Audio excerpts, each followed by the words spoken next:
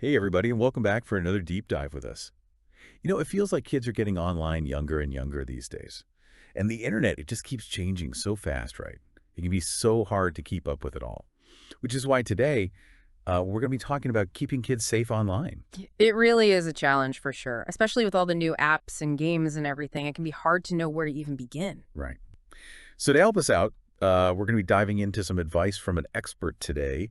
We're going to be taking a look at the Cyber Coach Podcast, Episode 8, a lecture by Dr. Daniel Aweda. He's also known as the professor. We're going to pull out some of the most helpful and practical strategies from that episode so you can feel good about, how to navigate this digital world with your kids. Yeah, he has some really great insights. I think one of the things that really stuck out to me was his emphasis on open communication. A lot of times we just say, talk to your kids, but he goes deeper than that. He actually gives, concrete ways to have those conversations in a way that actually gets kids to open up. I think that's so important. You can't just lecture at kids about the dangers of the internet. They're going to tune you out. Exactly. He talks about, approaching it more like a guided tour of their digital world, like asking them to show you their favorite app or game, and then using that as a starting point to talk about the features and the potential risks, and how to use it safely. Oh, that's a great idea. I like that a lot. Yeah, Because it shows them that you're actually interested. right. It's not just a lecture. You're actually engaging with them. And it opens the door to, a real conversation. Yeah. Not just a one-way street. Yeah, and another point he makes that I think is so important is reassuring kids that they won't get in trouble if they come to you with a problem. Oh, yeah, that's huge. It's about building trust so they know they can come to you without fear of judgment or punishment. Because let's be real, we all make mistakes online, right? Hmm. Especially when we're learning. Oh. But if kids are afraid to tell us when something goes wrong, then they miss out on the chance to learn from it. And they might end up making bigger mistakes down the road. Exactly. It's like you said, it's all about learning. And part of learning is making mistakes. But we need to create a safe space for kids to come to us when they do. Absolutely. And that actually ties into the professor's next point about setting clear rules and boundaries. Oh, yeah. He's big on that. He really emphasizes that it's not about being controlling, but about creating a safe and structured online experience for kids. Right. It's like giving them a framework so they know what's expected of them. And he's not just talking about screen time limits here, right? No, he goes beyond that. He talks about establishing guidelines for appropriate content, setting privacy settings on social media, and even using technology to help enforce those boundaries. So things like parental control apps and safe browsers and all that. Exactly. He points out that there are some really amazing tools available these days that can help parents manage their kids' online activity and keep them safe from inappropriate content or contact. That's good to know, because it can feel like a losing battle sometimes, trying to keep up with everything. It really can. But he also cautions against relying on those tools exclusively. That makes sense. You can't just rely on technology to do all the work. Right. It's still vital to teach kids how to think critically and make good decisions online, even when those safety nets are in place. So it's like a two-pronged approach. Yeah, Yeah. exactly. It's about giving them the tools, Yeah. but it's also about giving them the skills. So they can be responsible for themselves. Right. He makes a really great analogy about this. He says it's like teaching kids to swim. You don't just throw them in the deep end and hope for the best. You teach them how to stay afloat and navigate the water safely. I love that analogy. It's so true. It's about empowering them, not sheltering them. Exactly. Giving them the knowledge and skills they need to be responsible digital citizens. Okay, so we've covered open communication, setting boundaries, and now we're talking about empowering kids to make good choices online. But there's another big piece of the puzzle here, and that's privacy and security. Oh, yeah. That's huge these days. It feels like kids are constantly sharing information online without really understanding the potential consequences. It can be tough to get them to grasp the concept of a digital footprint. It really is, because the internet can feel so ephemeral, Yeah. Like it's not real. All temporary. Right. But Dr. Oida has this brilliant way of explaining it. He compares it to spilling coffee on a white shirt.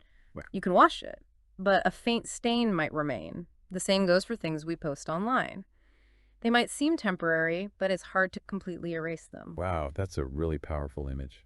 I'm going to have to remember that one. It really drives home the point that what we share online can have lasting repercussions. Even if we think we've deleted it. Yeah, exactly. And that's why he emphasizes teaching kids about strong passwords, being cautious about what permissions they grant to apps, and being mindful of what they post on social media. You know, it's funny because I think a lot of adults could use a refresher course on that too. Oh, absolutely. I think we're all guilty of oversharing sometimes. Or using the same password for everything. Oh, yeah, for Yeah, sure. so it's definitely a good reminder for all of us. And he even explains two-factor authentication, Oh yeah, that's a good one. which is a more technical term for adding an extra layer of security to your accounts. Can you break that down a bit for those who might not be familiar with it? Sure. It basically means that even if someone gets your password, they can't access your account without a second code that's usually sent to your phone. Oh, so it's like a double check. Yeah, exactly. It makes it much harder for hackers to get in. That makes sense. Yeah. Okay, so we've covered open communication, setting boundaries, the importance of privacy and security. That's a lot of ground to cover. And we've only just scratched the surface. The professor goes on to talk about some really important issues like social media safety and online gaming awareness. Which we'll dive into in the next part of our deep dive, so stay tuned for that. We'll be right back after a quick break. Welcome back, everyone.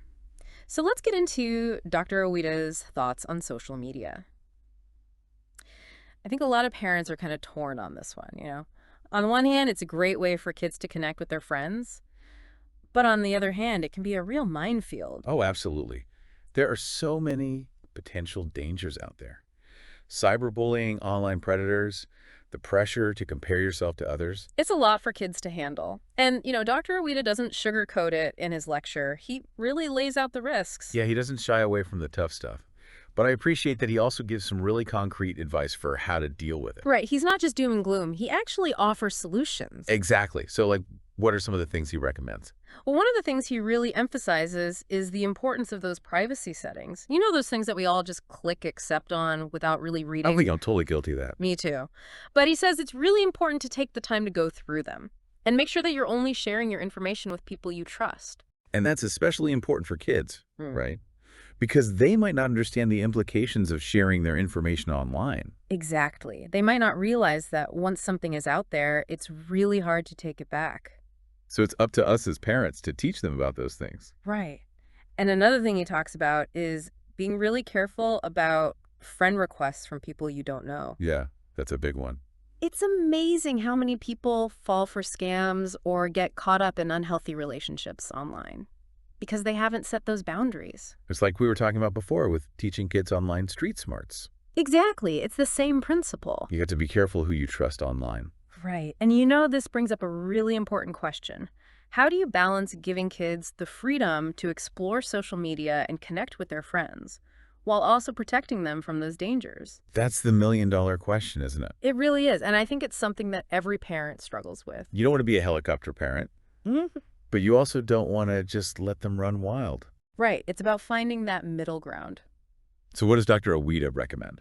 Well, he suggests a few things, like having regular family discussions about social media, setting age-appropriate guidelines, and even using parental monitoring tools to keep an eye on things. Okay, so it's about being involved without being overbearing. Exactly. And speaking of online worlds, Dr. Aweda also talks about online gaming, Oh, yeah, that's another big one. which comes with its own set of challenges. Definitely. He talks about things like in-game purchases that can really add up, and scams that target kids with promises of free rewards, and also exposure to inappropriate content or language in those chat features. Yeah, it's scary to think about. I know I have a lot of anxieties about online gaming as a parent. I think a lot of parents do, but the good news is that there are things you can do to address those concerns. So what does Dr. Aweda recommend? Well, he says that education is key. Parents need to understand how these games work, know what the game is about, check the age rating, and familiarize themselves with the chat features so they can talk to their kids about using them safely. That makes sense. You can't really set boundaries if you don't understand what you're dealing with. Right. And he also suggests setting clear expectations for things like in-game purchases, maybe establishing a budget or requiring parental approval before any transactions are made. That's a good idea. I'm definitely going to have to try that with my kids. It's interesting how these themes of open communication and setting boundaries keep coming up. Yeah, they really are at the heart of Dr. Oweda's approach to online safety. It's about giving kids the freedom to explore, but also giving them the structure and guidance they need to stay safe. Exactly. And, that brings us to another really important issue that he talks about, cyberbullying. Oh, yeah, that's a tough one. It can be so hard to detect because it's all happening online. It really can. But he gives some helpful tips for recognizing the warning signs. Like what? Things like changes in mood withdrawal from social activities, being secretive about their online activity. So things that you might not notice if you weren't paying close attention. Right. And he also talks about the importance of teaching kids how to report cyberbullying if it happens to them. What does he recommend? Well, he encourages parents to talk to their kids about the different ways they can report abuse on different platforms. And he even offers some practical tips for gathering evidence if it's needed. That's good to know because it can be hard to know what to do in those situations. It really can. But the most important thing is to let kids know that they're not alone. Right. That they don't have to suffer in silence. Exactly. And that it's not their fault. They deserve to feel safe and respected online, just like they do offline. Absolutely. And, this ties into his bigger point about online safety being a shared responsibility. I like that. It's not just on the kids, it's on all of us. Right. Parents, educators, the wider community, we all have a role to play in creating a safer online environment for kids. So we've covered a lot of ground here. Social media, online gaming, cyberbullying. And through it all, Dr. Aweda keeps coming back to those core principles. Open communication, clear boundaries, empowering kids to be responsible digital citizens. He does. He's got a really clear and consistent message. He does. But there's one more piece of the puzzle that we haven't touched on yet, Oh, really? and it might be the most important one of all. Okay, now I'm really intrigued. We'll dive into that in the final part of our deep dive. Okay, so we're back, and I am really curious to hear what this last crucial piece of advice is. Well, you know how we've been talking about all these different strategies, open communication, setting boundaries, teaching kids about privacy and all that. Right. Well, Dr. Aweda says there's one thing that might be even more important than any of that. Okay, I'm listening. He says that parents need to model good online behavior themselves. Oh, that makes sense. Like practicing what you preach. Exactly. It's not enough to just talk to your kids about online safety. You have to show them what it looks like in your own life. Because kids are always watching us. They are. They pick up on everything we do. So if we're constantly on our phones, ignoring them while we scroll through social media, or getting into arguments online, what kind of message are we sending? It's like anything else we try to teach our kids. They're much more likely to follow our example than our words. So how can we actually do this? How can we model good online behavior for our kids? Well, Dr. Aweda gives some really practical examples. Things like using strong passwords ourselves, being mindful of what we share online, and limiting our own screen time. Okay, so it's about setting a good example. Right. And he even suggests having device-free zones in the house. Oh, I like that. Like no phones at the dinner table. Exactly. Or maybe a digital detox day once a week. Where everyone unplugs for a certain amount of time. Right. It's a good way to reset and reconnect as a family. And it shows kids that there's more to life than being online 24/7. Exactly. And, it's not just about setting a good example for your kids. It's also about taking care of yourself. Oh, that's a good point. Too much screen time can be bad for everyone. It can mess with your sleep, your relationships, your mood. Yeah, it's easy to get sucked in. It really is. So by modeling healthy digital habits for your kids, you're also taking care of your own well-being. So it's a win-win. Exactly. I like that. I think what I appreciate most about Dr. Aweda's approach is that he doesn't make it sound scary. Right. He doesn't want us to be afraid of the internet. He wants us to embrace it. But to do it safely and responsibly. Exactly. He wants us to empower our kids to be good digital citizens. And he reminds us that the internet can be an amazing tool for learning, for connecting, for exploring. Right. We don't want to deprive our kids of those opportunities. Yeah. We just want to be sure they're prepared for the challenges. Exactly. So to wrap things up, what are the key takeaways you hope our listeners will walk away with today? Well, I think Dr. Aweda has given us a really solid roadmap for online safety. It starts with those basics we talked about. Open communication, setting boundaries, teaching kids about privacy and security, but it goes beyond that. It's about modeling good digital citizenship ourselves, empowering kids to think critically, and helping them develop a sense of resilience in the online world. I think that's a great way to put it. It's not about being perfect. It's about being prepared. Exactly. And remember, you're not alone in this. There are so many resources out there to help you. Dr. Aweda's podcast is a great place to start. And there are tons of other websites and organizations that can offer support and guidance. So don't be afraid to reach out for help if you need it, And keep the conversation going with your kids. because the online world is constantly changing. And we need to be prepared to change with it. Well, that's all the time we have for today. Thanks for joining us for this deep dive. We hope you found it helpful. And we'll see you next time.